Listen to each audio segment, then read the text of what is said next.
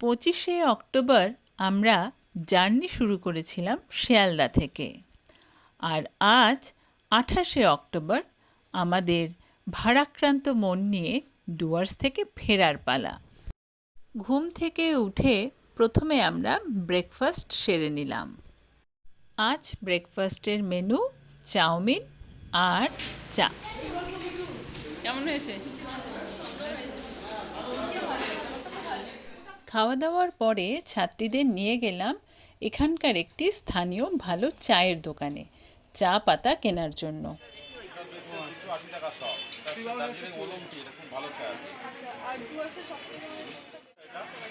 সব থেকে ভালো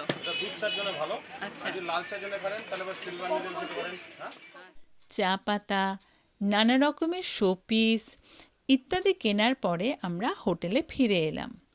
হোটেলে ফিরে দু একটি ছবিও তুলে নিলাম। আচ্ছা, আজকে আমরা চলে যাচ্ছি। সবার যাবার আগে আমাদের লাঞ্চ। মৌসুমিদি, লাঞ্চে কি কি আছে? লাঞ্চে আছে ডাল, বেগুন ভাজা, আলু পোস্ত, এখন আছে স্যালাড, মাছ আছে বোধহয়। ভালো খাচ্ছি, প্রথমটাই তো বেশি করে খেয়ে ফেলেছি। হ্যাঁ, এটা একটা স্বামী কি খাওয়ার মতো মনে হচ্ছে না, যে মনে হলো যে ডালের সঙ্গে পোস্ত আর বেগুন ভাজাটা বেশ লাঞ্চে করে ডিপ ফ্রাই।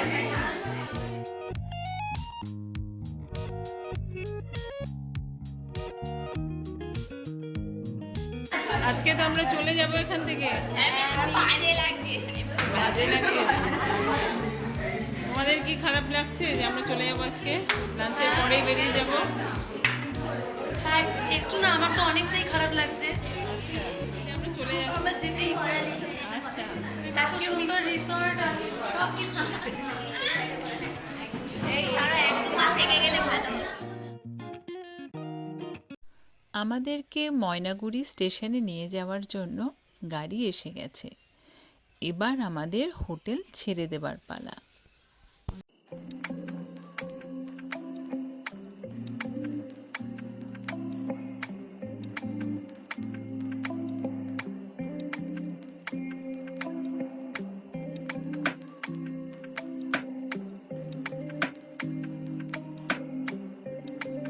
নিউ ময়নাগুড়িতে আছি, ফিরে যাব আজকে।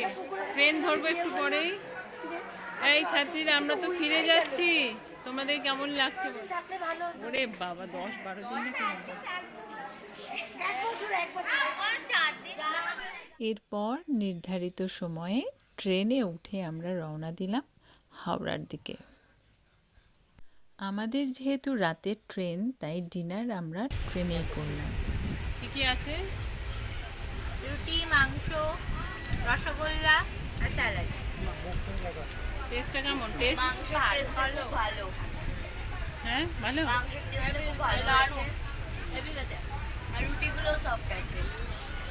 রুটিগুলো খুব সুন্দর হয়েছে। ভোরবেলায় আমরা পৌঁছে গেলাম হাওড়াতে। এবার সকলের ঘরে ফেরার পালা। সকলকে বিদায় জানিয়ে আমরা চললাম ঘরের দিকে।